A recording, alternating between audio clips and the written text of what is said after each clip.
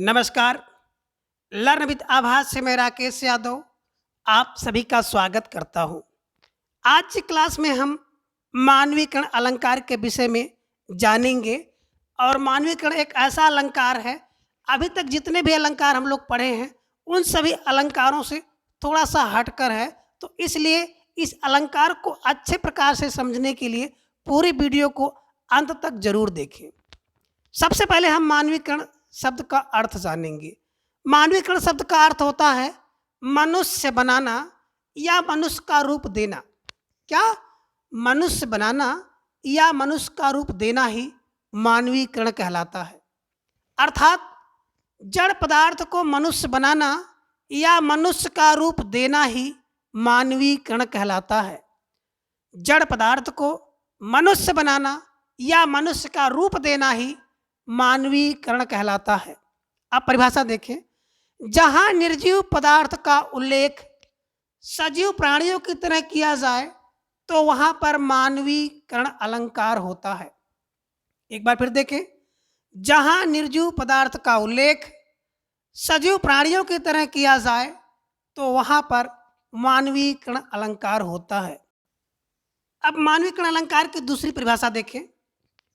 जहां जड़ पदार्थ या प्रकृति के अंग जैसे सूर्य, चंद्रमा, पृथ्वी, नदी, बादल, पेड़, पक्षी, पशु, पत्ती, लता, फूल, कली, झरना, पत्थर, हवा, सुबह शाम, दिन रात आदि में मानवीय चेष्टाओं का अथवा मानवीय क्रियाओं का आरोप दिखलाया जाए अथवा वर्णन किया जाए, अर्थात मनुष्य जैसा कार्य व्यवहार करता हुआ दिखलाया जाए तो वहाँ पर मानवीकरण अलंकार होता है।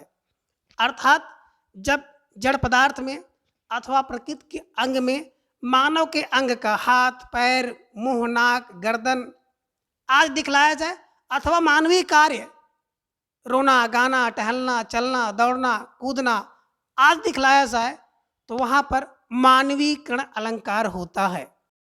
जैसे हर्षाया ताल लाया पानी परात भर के। अब प्रस्तुत उदाहरण में जो तालाब है वो खुश होकर मेहमान के लिए पानी भरकर लाया है, ऐसा वर्णन किया गया है।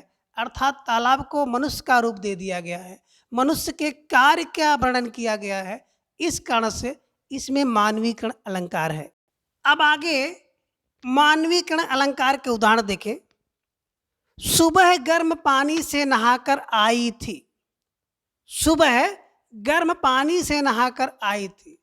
अब प्रस्तुत उदाहरण में सुबह को एक लड़की की तरह नहाकर आना बतलाया गया है, अतः इस उदाहरण में मानवीकरण अलंकार है।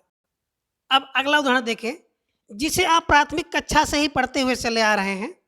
हटकर बैठा चांद एक दिन माता से यह बोला, सिलवा दो माँ मुझे ऊन का मोटा एक झिंगोला।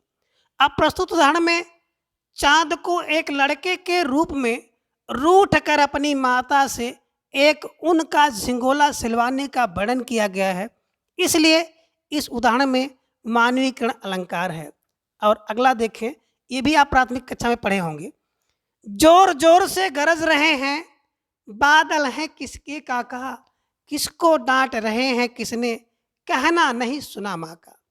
अब प्रस्तुत उदाहरण में बादल को काका के रूप में वर्णन किया गया है या बादल को काका का रूप दिया गया है, इसलिए इस उदाहरण में भी मानवीकरण अलंकार है। फूल हंसे कलियां मुस्काई। अब प्रस्तुत उदाहरण में फूल का हंसना और कलियों का मुस्कुराना एक मनुष्य के रूप में इनका वर्णन किया गया है, इस कारण से इस उदाहरण में भी मानवीकरण अलंकार है। और आगे देखें, मेघ आए बड़े बंठन के संवर के।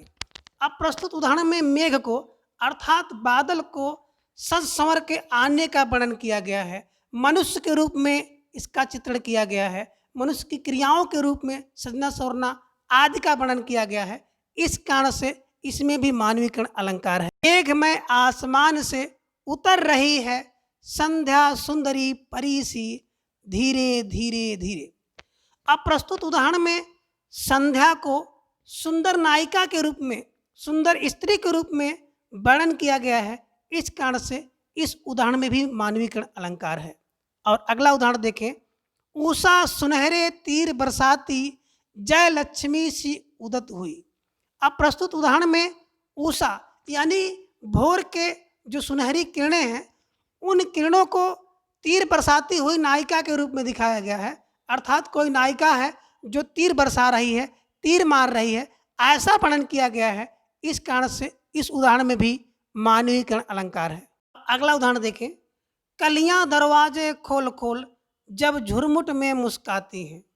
अब प्रस्तुत उदाहरण में कलियों को मनुष्य के रूप में चित्रित करके दरवाज़ा खोलना और मुस्कुराते हुए दिखलाया गया है।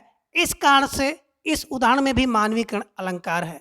और अगला उदाहरण देखें, जागी वनस्पतियां अलसाई, मुंह धोया शीतल जल से। अब प्रस्तुत उदाहरण में वनस्पतियों को मनुष्य की तरह अलसाया हुआ, जगा हुआ और मुंह धोता हुआ चित्रण किया गया है, वर्णन किया गया है।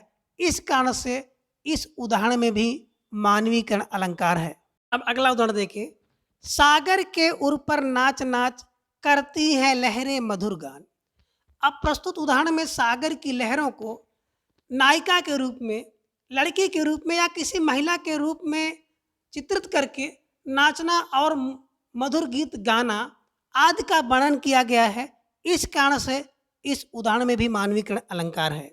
प्यारे बच्चों, यहाँ पर एक बात का विशेष ध्यान रखें, कभी कभी एक ही उदाहरण में दो दो अलंकार आ जाते हैं। जैसे रूपक अलंकार में अगर मानवीकरण किया गया है तो रूपक के साथ साथ मानवीकरण अलंकार होता है। इसी प्रकार से उपमा अलंकार में अगर मानवीकरण किया गया है तो उपमा के साथ साथ मानवीकरण अलंकार भी होता है। इसी प्रकार से अगर उत्प्रेक्षा अलंकार में मानवीकरण किया गया है तो उत्प्रेक्षा अलंकार में भी उत्प्रेक्षा के साथ साथ मानवीकरण अलंकार होता है। अगर इन तीनों या किसी अन्य अलंकार में आपको मानवीकरण दिखता है तो आपका उत्तर जो होगा मानवीकरण होगा। कहने का आशा है, कभी कभी परीक्षाओं में आपको इस तरह के क्वेश्चन पूछ लिए जाते हैं और वहाँ पर दोनों विकल्प दिया होता है कि रूपक अलंकार है या मानवीकरण अलंकार है। अगर उसमें मानवीकरण किया गया है तो आपको मानवीकरण अलंकार वाले कॉलम पर चिन्ह लगाना होगा या गोला को रंगना होगा। कहने का आशय है कि इन तीनों अलंकारों में अगर मानवीकरण किया गया है तो वहाँ पर मानवीकरण अलंकार होगा। तो प्यारे बच्चों, आज की क्लास में बस इतना। अगली क्लास में फिर हम लोग कोई दूसरा अलंकार लेकर उसके बारे में जानेंगे। और अगर आपको हमारी वीडियो अच्छी लगे तो लाइक करें, शेयर करें, सब्सक्राइब करें, जिससे हम आपके लिए इस तरह की और भी वीडियो बना सकें। Thanks for watching.